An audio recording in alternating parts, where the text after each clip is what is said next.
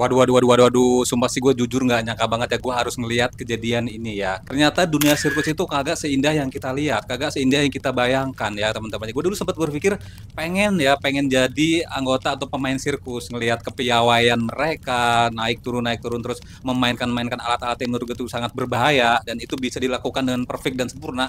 Apa yang menurut gue itu butuh kedisiplinan. Tapi ternyata ada sesuatu di balik itu ya teman-teman ya, nggak seindah yang kita lihat. Jadi apakah benar terjadi aksi penyiksaan terhadap pemain-pemain sirkus oleh si pemilik sirkus teman-teman ya. Ini ada beberapa video yang ternyata setelah sekian lama baru terbongkar, baru ngaku ke publik kalau saat bermain sirkus atau menjadi anggota sirkus itu mendapat perlakuan yang sangat keji teman-teman ya. Benar atau tidak, tetap di channel ini, jangan lupa untuk like, comment, and subscribe.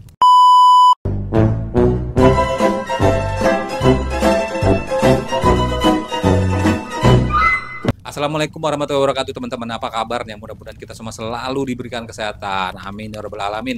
Dan gak lupa gue pengen bilang terima kasih buat kalian semua yang udah selalu dukung channel gue dengan cara like, comment, and subscribe. Dan buat teman-teman yang baru banget nemuin channel ini, gue minta dibantu diklik tombol subscribe-nya, diaktifin juga notifikasinya, supaya nanti kalau misalnya gue upload video-video terbaru, kalian akan dapat pemberitahuannya ya teman-teman ya. Termasuk pemberitahuan tentang kasus-kasus yang sekarang lagi viral di Indonesia yang ternyata plot twist banget ya. Ternyata kalau kita biarin ini, Indonesia bakal dikecam sama aktivis hak asasi manusia sedunia kalau ini kejadian bener ya teman-teman ya.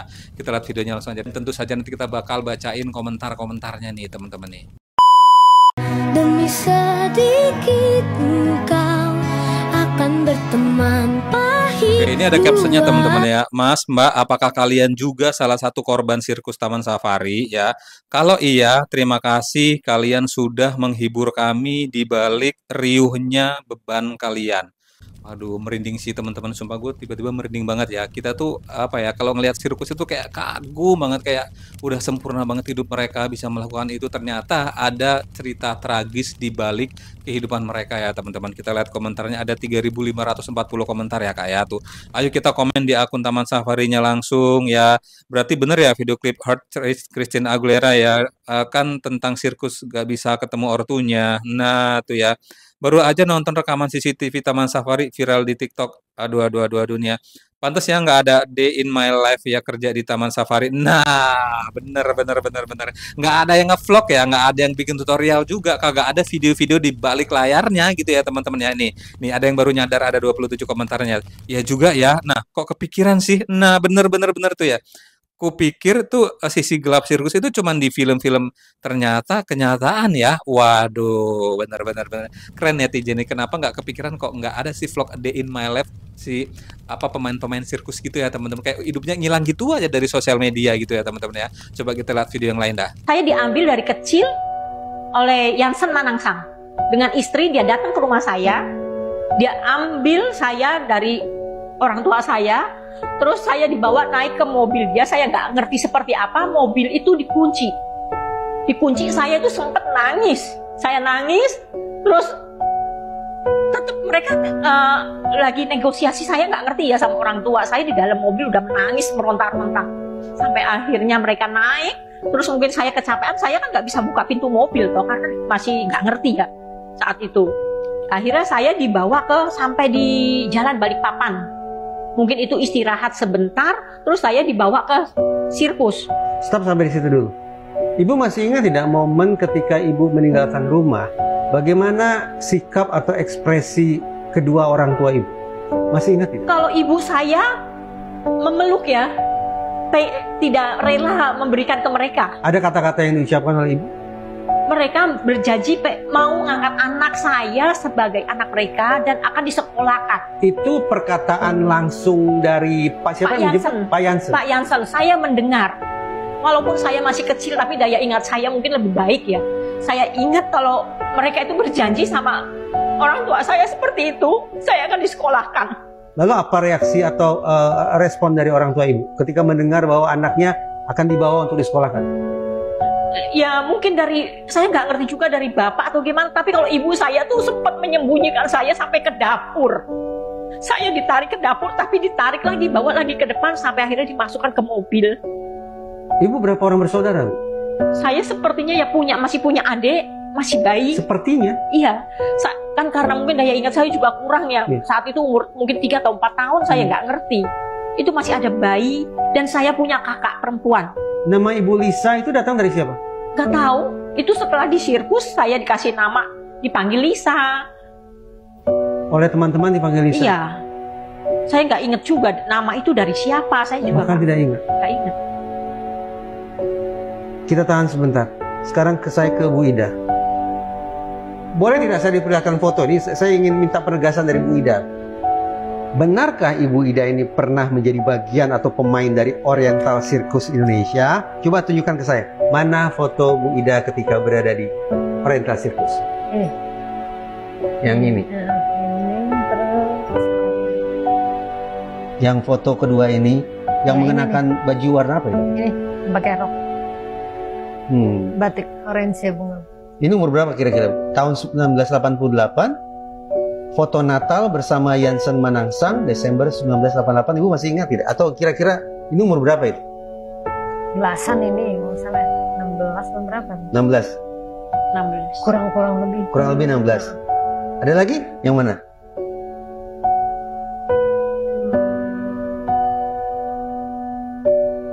Oke, paling tidak yang paling jelas yang dalam waktu singkat bisa lihat Itu Ibu juga. lihat adalah foto yang ini. Mungkin ada lagi. yang Oke. masih kecil. Kalau Bu Lisa yang mana, Bu? Ini kalau saya ini baju merah nih. Di foto yang sama, Ya. Ibu Lisa yang mengenakan Ya. baju berwarna merah. Oke, nanti kita bisa bolak-balik album foto ini lagi. Ini maaf nih Bu Ida ya. Kalau saya lihat foto ini kan Ibu dalam posisi berdiri ya. Tapi maaf hari ini kan Ibu menggunakan kursi roda ini. Iya. Ibu pernah sakit atau pernah kecelakaan lalu lintas atau? Saya jatuh pada saat main flying trapeze. Terapis itu yang bergelantungan Ini ya? ya, akrobatik di ada udara. Oke, terapis. coba diperlihatkan ke saya terapis itu yang mana? Ini. Iya benar. Nah, benar, ini benar, pas saya. dilempar balik, dia ini hanya nyangkut di Benar. stok. Bu Ida bagaimana situasinya waktu itu? Ya, pada saat itu catchernya baru sih waktu itu. Catcher Jadi- itu orang yang bertugas untuk menangkap kalau ada pemain yang jatuh. Bukan, ini catcher, Jadi yang namanya catcher ini. Oh, penangkap saya. sama-sama teman juga ya. Jadi dia yang nangkap saya dan mengembalikan saya kembali. Lalu apa yang terjadi? Ya, jadi karena catchernya waktu itu sih baru, jadi nabrak stok pegang itu, yang buat ayun itu nabrak, tapi nggak pas. Akhirnya saya melorot, nyangkut di jaring pinggir sedikit gitu, jadi langsung melorot ke bawah, jatuh. Jatuhnya ke jaring tapi di pinggir, Iya. sehingga ibu Saya sempat kelempar di jaring, ini kan jaring gini ya, Ya. ini gini. Jadi saya ada di sini. Sempat pegang sedikit, tapi karena jari nggak kuat nahan badan, akhirnya jatuh ke bawah. itu ketinggiannya kira-kira berapa meter? Bu? Sekitar 13-12 meter ya, kalau yang dari jaring sini ya. Dari jaring ke bawah ke lantai. Ya, itu jaring yang saya pegang ya, itu, yang saya nyangkut itu. itu 13 meter. Sekitar segitu. Dari jaring ke alat sirkusnya, trapisnya itu, Sekitar 20 meter. ya Allah ya Rabbi, 33 meter. 20. Enggak, Ya. sekitar 20, terus kalau dia ini kan 12 setengahnya jaring itu. Oke. 20 meter. Nih, Terus apa yang terjadi, Bu? ya saya jatuh, yang saya rasain kayak melayang kayak melayang gitu. Terus tahu-tahu udah dibawa, saya udah nggak terlalu sadar, tapi saya masih bisa ngerasain sakit. Jadi saya udah nggak bisa apa-apain, jadi saya kayak cuma nahan napas atau apa. Ibu langsung ditolong. Iya, seingat saya sempat diangkat. Itu langsung lampu dimatiin. Pas Ibu jatuh Lisa ada di lokasi yang sama? ada di atas. Itu kan kebetulan saya juga penyeberang kedua. Mainnya Ida sama penyeberang pertama. Ibu Ida dan Bu Lisa sama-sama penyeberang. Ya. Iya.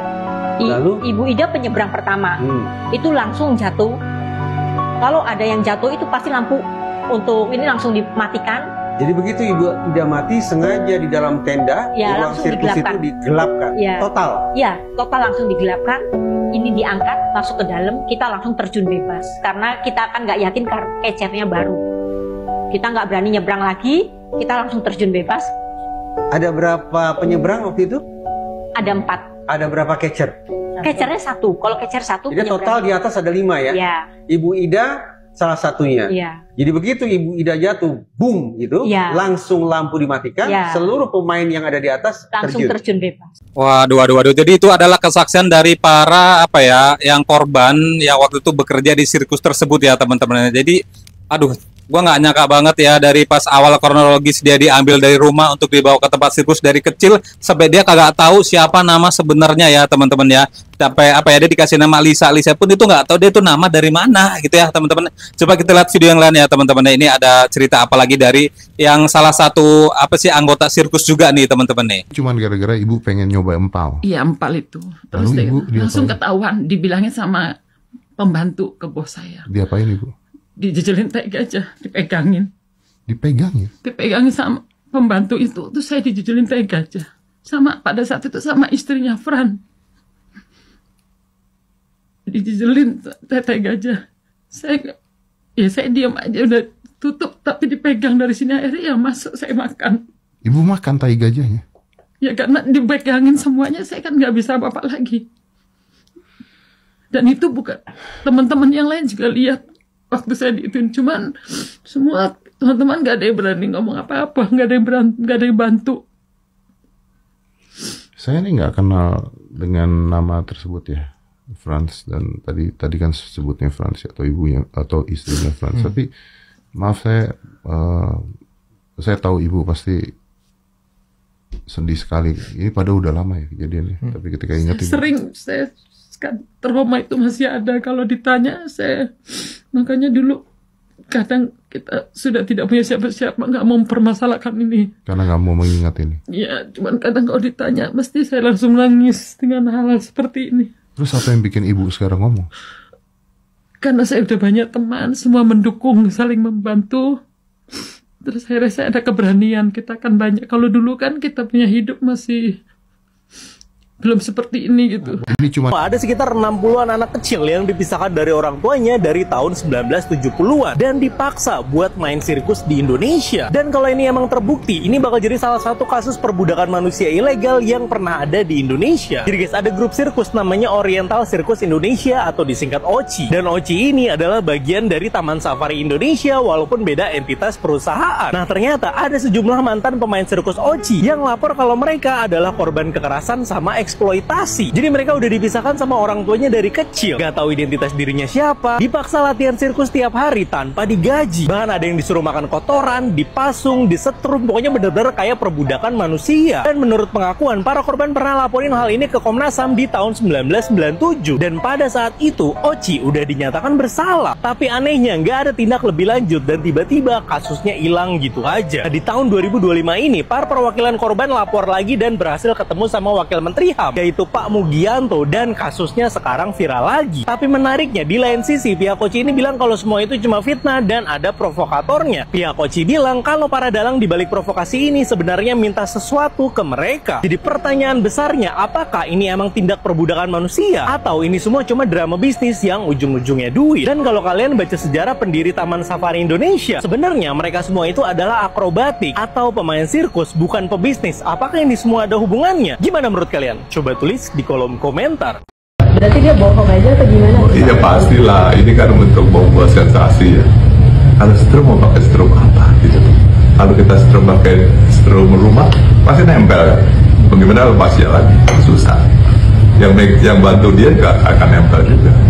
Kayak apa gitu loh strum itu. Nah saya juga ya mungkin sensasi lah ya strum. Jadi pikir strum itu enak aja gitu. Strum kan coba aja kita. Siapa yang mau coba sekarang? Padahal pegang masih nempel kan. Terus mau siap bagaimana kita menolongnya, nempel juga gitu. Pak, kalau untuk langkah hukumnya Pak, ini kan ada potensi seperti pemerasan ya Pak. Ya. Seperti mereka minta angka 3,1 M tadi itu. Itu iya, lebih ya Pak ya. Itu gimana Pak? Nanti boleh dielaborasi nggak Pak? Kedepannya itu langkah hukum yang akan diambil seperti apa? Kapan mau dilakukan dan bagaimana?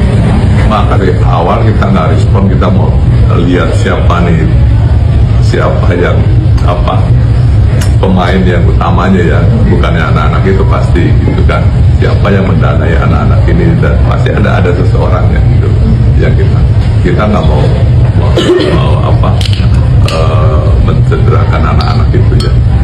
Jadi kita juga nggak pernah menyatakan anak-anak asal usul dari mana, nggak enak lah, mereka kan sangat gitu ya, artinya nanti sangat terpuruk lah gitu ya. Meskipun mereka tahu sih itu, tapi ya nggak usah diumumin di tempat ramai. Itu sebabnya kita tutup mulut terus, nggak pernah mau bicara untuk membela itu sebetulnya sih. Tapi oknumnya yang apa sutradaranya ini yang harus kita itu. Bukti-buktinya sudah ada ya Pak? Oh, sudah ada. Sudah ada. Sebagian. Pak, kalau untuk pembicaraan dengan Kementerian HAM kan kemarin mereka bilang minggu ini ya mau ngobrol dengan Saya malah belum tahu, saya dengar gitu ya. Bukan akan saya memanggil mungkin ya. akan memanggil untuk berdialog. Ya, saya belum ada. Belum ada. Saya belum tahu. Oh. Kalau dipanggil mungkin dari Pak Tony sendiri tanggapannya bagaimana Pak dari kementerian? Ya, kita siap aja gitu. Cuma saya tanggal 19 tanggal 20 ada rapat ya ke Korea ya. Sampai tanggal 26. Oke teman-teman ya, gue nggak bisa berkomentar banyak, gue sampai cipcils banget ya, gue nggak bacain komentarnya satu persatu karena gue gue nggak habis pikir banget sih. Gue minta up video ini ya, share video ini kalau kalian pengen keadilan ini terungkap, kalau pengen hak asasi manusia di Indonesia ini benar-benar ditegakkan ya teman-teman ya. Dan di sini gue pengen bilang terima kasih buat kalian semua yang udah selalu dukung channel gue dengan cara like, comment, and subscribe. Dan buat teman-teman yang baru banget temuin channel ini, gue minta dibantu diklik tombol subscribe-nya, diaktifin juga notifikasinya supaya nanti kalau misalnya gue upload video terbaru, kalian akan dapat pemberitahuannya. Sampai ketemu di video selanjutnya. Wassalamualaikum.